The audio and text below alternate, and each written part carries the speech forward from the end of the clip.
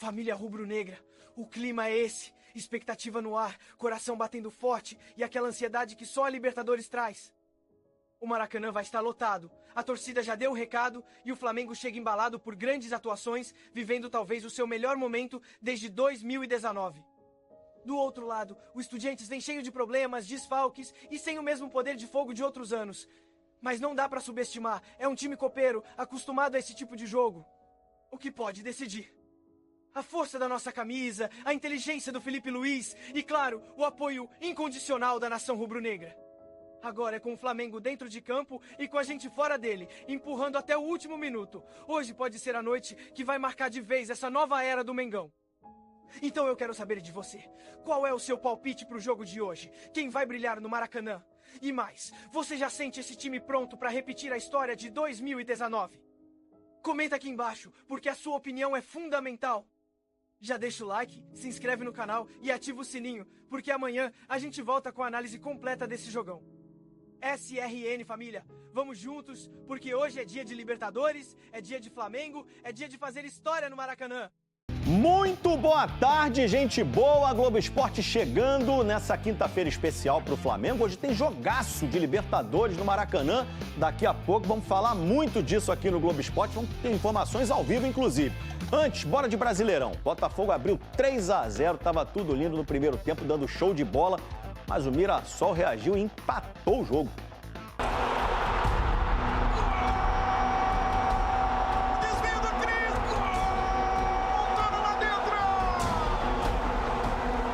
3-0 no primeiro tempo. E olha a reação dos botafoguenses no fim do jogo. É inadmissível o que aconteceu hoje. Nessa adversidade não sabemos reacionar bem. Na segunda etapa onde desaparecemos. É que o segundo tempo foi terrível. Em 15 minutos, o Mirassol também fez 3 e acabou com a paciência do torcedor botafoguense. Se joga como na segunda etapa, posso compreender o torcedor. Depois de 17 jogos no comando do Botafogo, David Ancelotti experimenta o gosto amargo de uma fase ruim. Estádio bem vazio e protestos dos poucos torcedores que vieram.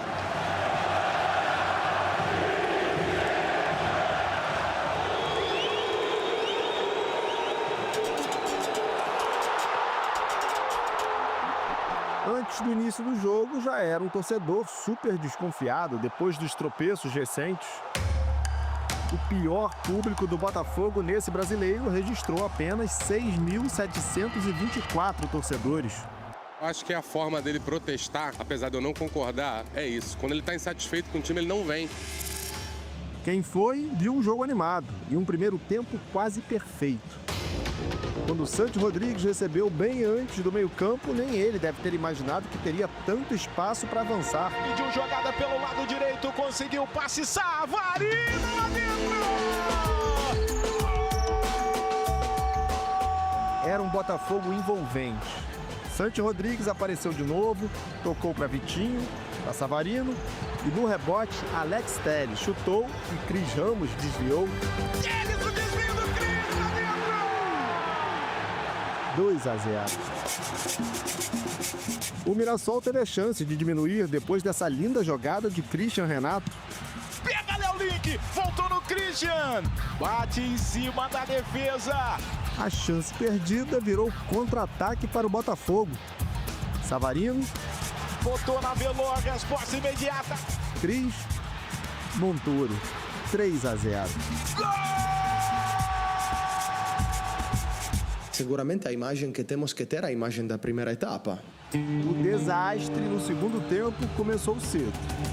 34 segundos. E Chico da Costa, que tinha acabado de entrar, diminuiu.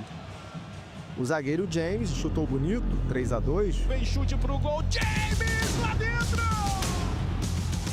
E aos 15 minutos, Lucas Ramon empatou. Testou pro gol lá dentro! Gol! Saber priorizar dentro do jogo, saber ler dentro do jogo quando é o momento de saber defender bem, que esse time sabe defender bem, mas não perder a cabeça no momento de dificuldade. O Botafogo reclamou de um pênalti não marcado em Barbosa. e dá um pisão ali, olha só. Olha, ele foi sem querer, mas sem querer também é falta. O Mirassol queria pênalti pela falta de Cuiabano e João Vitor. Um erro primário. Ele está em posição de impedimento, mas ele não tem participação ainda no jogo. A falta ocorre antes da infração de impedimento. Um 3-3 que dói e coloca pressão em cima dos jogadores e principalmente do comandante. Aguentar agora a pressão, né? Aguentar a cobrança, que vai ser muita, né? Mas a gente precisa seguir junto com o Mister. Não tem como não falar. Esse jogo aí trouxe péssimas recordações para a torcida do Botafogo, né? Vamos falar de 2023. O time era líder isolado, abriu 3-0 contra o Palmeiras, levou aquela virada histórica no segundo tempo, acabou perdendo o Brasileirão justamente para o Palmeiras na sequência. E agora esse jogo aí contra o Mirassol, né? 3-0 no primeiro tempo, de novo no Nilton e de novo a vitória escapa. Fantasma é para exorcizar, né? Para ficar chamando não, que ele puxa o pé, cara. O Botafogo segue na 5ª posição, na frente dele está justamente esse incrível Mirassol. Mirassol tem 100 anos de história, mas está disputando o Brasileirão pela primeira vez, né? Que estreia, 4º lugar, sonhando com Libertadores, muito longe do rebaixamento. Parabéns realmente ao Mirassol, que time brabo, cara. Ó, hoje é dia de Libertadores no Maracanã, Flamengo e Estudiantes, esse é o primeiro jogo das quartas de final. Conversar com Duda Dal Ponte, já está aqui no telão direto do Maracanã com as informações do Flamengo para esse jogo. Tudo bem, Duda? Oi, Escobar, muito boa tarde para você, para todo mundo que nos acompanha no Globo Esporte. Hoje à noite isso daqui vai estar fervendo. Ingressos esgotados há alguns dias e expectativa de quase 70 mil pessoas hoje à noite para acompanhar Flamengo e Estudiantes. Ontem, no último treino do Flamengo, todos os jogadores foram a campo.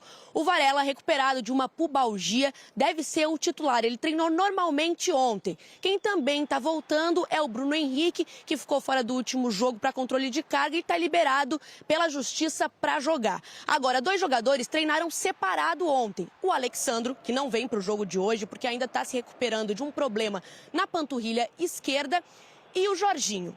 Esse a gente não pode cravar que não vem, mas não deve vir, porque ele tem uma mínima condição de jogo, ele quer jogar, mas a comissão técnica do Flamengo não quer pular etapas, então ele não deve vir para a partida de hoje. Nesse momento, os jogadores estão descansando lá no Ninho do Urubu e às 6 da tarde vem aqui para o Maracanã, Escobar. Escalação, Duda, temos pista? Olha, pista a gente tem, mas cravar é sempre muito difícil com o técnico Felipe Luiz. Vamos começar então pelas dúvidas. Na lateral direita, o Emerson Royal foi titular contra o Juventude, foi muito bem, mas o Varela está de volta e deve começar no time titular. No meio de campo, sem o Jorginho, o Felipe Luiz usou no último jogo o Alan e no penúltimo jogo o De La Cruz. De La Cruz deve ser o titular hoje. E lá na frente, o Pedro é o titular, mas nas oitavas de final contra o Internacional, nos 2 jogos, o Felipe Luiz colocou o Bruno Henrique como titular. Então isso pode ser uma opção. Além de que na ponta direita, o Luiz Araújo, que foi titular no último jogo, pode entrar no lugar do Plata. Então vamos ver um provável Flamengo para hoje, que tem o Rossi no gol, Varela, Léo Ortiz, Léo Pereira e Ayrton Lucas. O meio de campo ali com De La Cruz, Saul e Arrascaeta, que está jogando muito. E lá na frente, Samuel Lino, Plata e Pedro Escobar. Duda Dal Ponte, craque. Um abraço para você, queridona. Ó, Flamengo, Chelsea e Bayern de Munique. O que esses 3 times têm a ver um com o outro? 20 de junho. Lembra?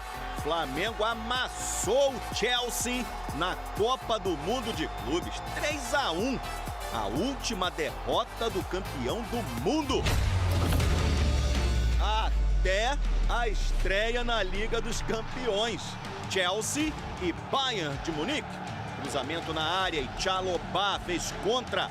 1-0 Bayern. O Caicedo derrubou Harry Kane. Pênalti. Kane foi lá e fez 2-0. Cole Palmer puxou esse contra-ataque pro Chelsea. Tocou pro Malo Gusto. Recebeu na área e finalizou de primeira. Aí a defesa do Chelsea deu bobeira e Harry Kane fez o segundo dele no jogo. 3-1. Nas redes sociais, o Bayern publicou a foto do placar do jogo e marcou o Flamengo, que respondeu 3-1 no Chelsea, a gente sabe como é.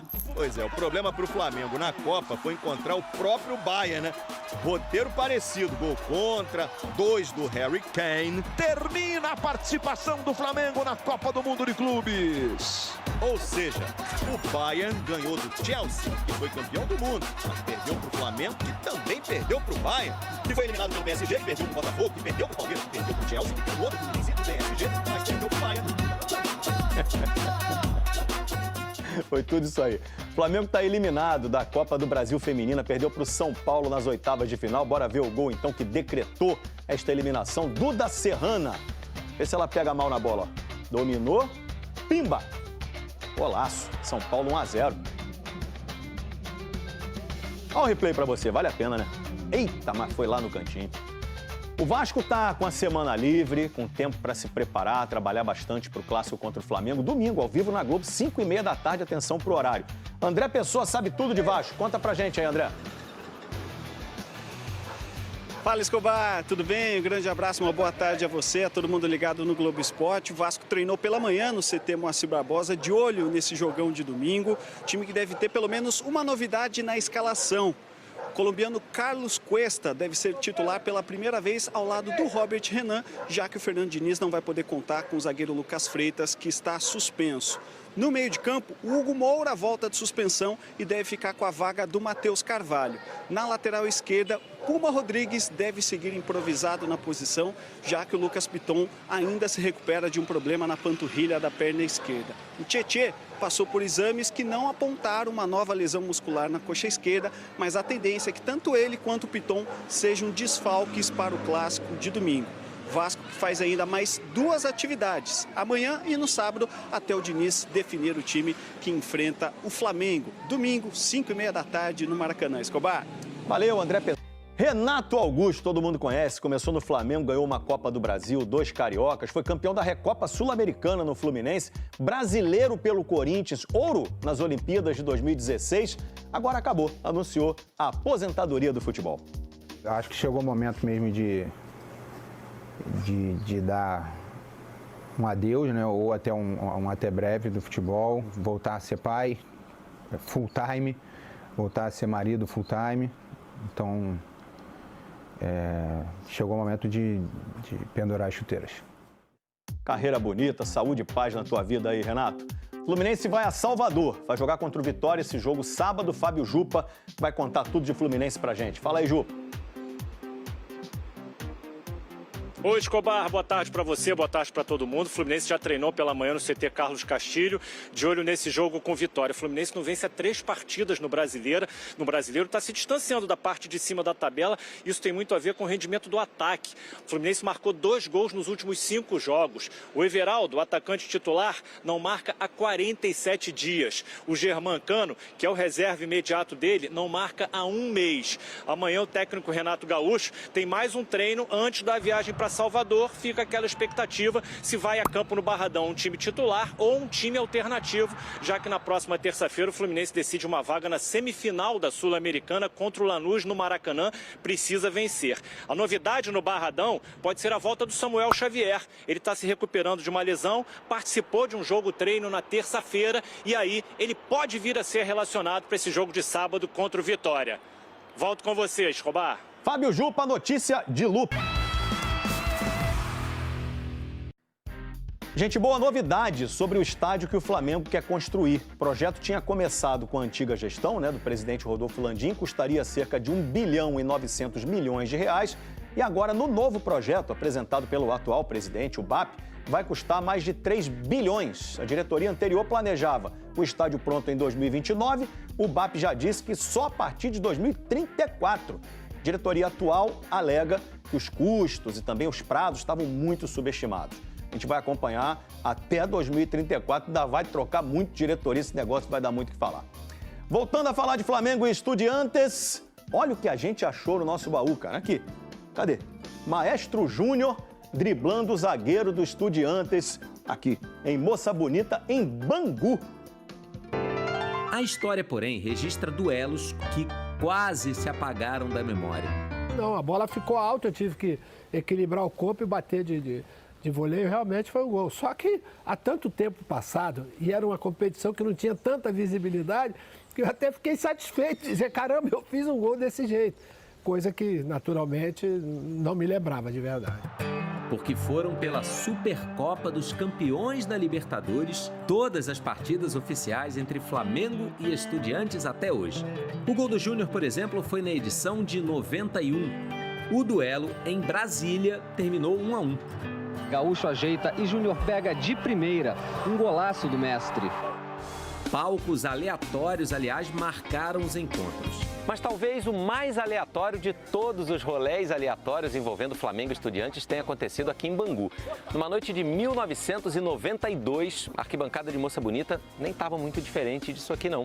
Pouco mais de 1.000 pagantes para assistir a uma suada vitória rubro-negra. Mais modesto que o pequeno estádio do Bangu, só mesmo o público. 1.062 torcedores, um jogo internacional. O Júnior estava em campo outra vez. Era meio que um consolo, vamos dizer, para os times que não estavam em condições de brigar pelo título da Libertadores, né? Então, quer dizer, se acontentava exatamente de jogar esse tipo de competição. O Maracanã estava em reformas depois do trágico acidente com 3 mortes na final do Campeonato Brasileiro, entre Flamengo e Botafogo, alguns meses antes. Os argentinos se surpreenderam com o local escolhido, como contou o nosso Tino Marcos. Os dirigentes argentinos entregaram ao representante da Confederação Sul-Americana de Futebol um protesto formal, reclamando das condições do gramado, do local destinado ao banco de reservas e alegando até que uma das traves não obedece às medidas oficiais. Depois de muita pressão, Gaúcho, de pênalti, fez o único gol do jogo, que terminou com empurra-empurra e confusão. Todos os ingredientes que existem entre brasileiros e argentinos jogando, ele existiu exatamente naquela competição e principalmente nesse jogo. Para essa quinta-feira, casa cheia e um cenário diferente, para uma rivalidade que não mudou nadinha com o tempo. Caramba, em Bangu, hein? Flamengo e Estudiantes, como mudou? Quinta-feira, jogo contra o Estudiantes, 21h30, aqui no Maracanã, transmissão exclusiva ESPN e Disney Plus. Flamengo que, enfim, tem alguns possíveis desfalques para essa partida importantíssima e fica às voltas também da renovação com o Felipe Luiz. Como informou o ESPN.com.br com André Hernan, Bruno Andrade e também Felipe Silva, houve uma reunião em Portugal do José Boto com o Jorge Mendes, superagente, para conversar das tratativas aí para uma renovação por mais 1 ou 2 anos. O contrato do Felipe Luiz acaba no fim deste ano. Mas ele vai estar em campo aqui na beira do gramado para comandar o Flamengo contra o Estudiantes. Vem fazendo um bom trabalho. Não deve ter Jorginho, aquele problema, edema na coxa esquerda, já há um tempo fora. Deve ser poupado para outros jogos aí para não ter nenhum tipo de lesão. De La Cruz e também Alan correm por essa vaga ao lado de Saúl. E na lateral esquerda, o Alexandre ainda se recupera do problema na panturrilha. Ayrton Lucas é o mais cotado para ocupar esse espaço. Então, Flamengo Estudiantes, 21h30, aqui no Maracanã, nesta quinta-feira, jogo de ida das quartas de final, transmissão exclusiva ESPN e também Disney Plus. Valeu, Pedro, muito obrigado. O São Paulo sobe a montanha, joga em Quito contra a LDU e o Flamengo, então, no Maracanã. Vamos para o futuro com o seu Elton Serra para saber quanto será o jogo do Flamengo. Ai. Vai ser 2-0 pro Flamengo. Agora vai ser um 2-0 que vai ser segurado, né? Com aquela dúvida, Varela ou Emerson Real? O que eu tenho de informação, Varela treinou no time titular. Isso quer dizer que ele será o titular logo mais? Não, porque em várias oportunidades já me passaram que um determinado jogador treinou o titular e depois o Felipe Luiz mudou durante o dia porque estudou o adversário e enxergou que fazendo tal alteração poderia surpreender o adversário. Então, para vocês que me perguntam, Varela treinou o titular. Agora, eu não consigo chegar aqui na frente da câmera e cravar que o Varela será titular, porque o Felipe Luiz já mudou em várias oportunidades. No meio de campo, eu acho que ele vai com o De La Cruz na vaga do Jorginho, porque o De La Cruz nem sequer entrou em campo contra o Juventude. Acho que o Felipe Luiz já estava pensando na possibilidade de utilizar o De La Cruz e, entre aspas, preservou o jogador naquele jogo. E o provável Flamengo tem Rossi, Varela, Léo Ortiz, Léo Pereira, Ayrton Lucas, De La Cruz, Saúl e Arrascaeta, Plata, Samuel Lino e Pedro. É um bom time para vencer para o Estudiantes e fazer um bom placar no jogo de ida, porque eu acho que o Flamengo precisa vencer por mais de um gol de diferença. Por que eu falo isso? Porque se vencer por um gol de diferença ou até mesmo conseguir um empate, eu acho que a postura do Estudiantes lá na Argentina não vai ser uma postura de sair para o jogo. E a gente sabe que quando uma equipe consegue se defender muito bem diante do Flamengo, o Flamengo tem dificuldade para infiltrar nesse setor defensivo, nessa linha de 5. Então, o Flamengo tem que fazer um placar muito bom aqui no Rio, e eu acho que tem condições para isso, vamos torcer para isso. Eu aposto no 2-0 Flamengo, e eu quero saber qual é o palpite de vocês. Galera, vamos agora para a informação principal. Informações apuradas junto a pessoas que participaram da reunião do Conselho Deliberativo do Flamengo na noite de quarta-feira para abordar a construção do estádio próprio. Eu vou direto aos fatos, tá? O entendimento na reunião, de acordo com alguns conselheiros que eu escutei, se eu falar todos, eu vou estar mentindo porque eu não ouvi todos os conselheiros que participaram da reunião. Todos com os quais eu conversei relataram que, dentro do tempo eleitoral, a gestão anterior, a do Landim, já sabia, avisado pela Arena, que os valores seriam a partir de 2,2 bilhões, ou seja, 275 milhões de reais a mais do que havia dito. O total daria quase 2,7 bilhões. O custo total do estádio real seria de 3,1 bilhões de reais. 2,5 bilhões sem custo de capital, Arena, e 3,1 bilhões com custo de capital, FGV. O remanejamento da Naturgy não foi considerado no cronograma do estádio. A estimativa da Naturgy de tempo de remanejamento do planejamento total é de 4 anos. Isso está em uma carta que foi enviada à antiga gestão no dia 10 de setembro, que eles mandaram para a antiga gestão e, pelo visto, a antiga gestão não repassou aos conselheiros, pelo menos foi o que esses conselheiros relataram. Evidenciado em 21 estudos de acesso público, tornam os 5 meses de descontaminação propostos irreais, ou seja, o que havia dito que em 5 meses todo aquele processo de descontaminação do terreno seria feito é inviável. Em 5 meses não tem como. O relatório da FGV estimou entre 18 meses a 2 anos a descontaminação do terreno. Com todos esses estudos, indicam que não conseguiriam construir ter o estádio finalizado até 2034. O estádio foi otimizado para 72 mil lugares, com setores mais populares. O prazo de conclusão é de 2036, baseados na geração de recursos de poupança. Vamos lá que eu vou dar continuidade aqui. Flamengo tem 18 meses para apresentar o projeto para a prefeitura, contados somente depois de toda a remoção da Naturgy. Oficialmente, a Prefeitura do Rio de Janeiro assume toda a remoção da Naturgy do terreno, ou seja, os custos. E após a emissão da licença de contrição, o Fla tem o prazo de 36 meses para começar as obras. E para finalizar, o município apresentará projeto de lei que autoriza as CEPACs da sede da Gávea lá do Flamengo. Gente, diante disso tudo, eu pergunto para vocês, como a antiga gestão estava prometendo construir o estádio até 2029, sem fazer o clube se tornar SAF? Até 2029, com o clube sendo SAF, acho que dava, acho que daria. Agora, sem SAF, como, gente? É isso que está sendo passado aqui aos conselheiros. Gente, é assustador. Eu vou repetir aqui. Quando que o estádio ficaria pronto? Em 2036. A gente estava falando de 2029. São 6, 7 anos de diferença. Isso é assustador. Diante do que foi passado aqui aos conselheiros do Flamengo, não seria nada absurdo se os conselheiros do Flamengo exigissem uma palavra do Landim, que foi o antigo presidente esse que estava prometendo, inclusive, distribuiu camisa para sócios do Flamengo com o número 2029 atrás. Inclusive, ele foi recentemente a alguns jogos no Maracanã com camisa do Flamengo com 2029 atrás. Então, fica a dúvida. E aí, como é que seria a construção desse estádio até 2029, porque pelo que a nova gestão está passando, seria possível em 2036. Tamo junto, galera. Essas são as informações do momento. Confesso para vocês que eu tô ansioso pro jogo de logo mais. Tamo junto e fui! Gente, não tem jeito. Hoje é dia de Libertadores, é dia de Flamengo. O Maracanã vai pulsar com mais de 70 mil vozes, empurrando o Mengão em busca de uma vitória fundamental. O Estudiantes é um adversário tradicional, copeiro, mas dentro da nossa casa quem manda é o Flamengo. A expectativa é grande, a nação vai fazer a diferença e o time tem tudo para conquistar um resultado importante, abrindo vantagem antes da batalha na Argentina. Agora é foco total, união e aquele grito que ecoa no coração de todo rubro-negro. Vamos pra cima, Mengo!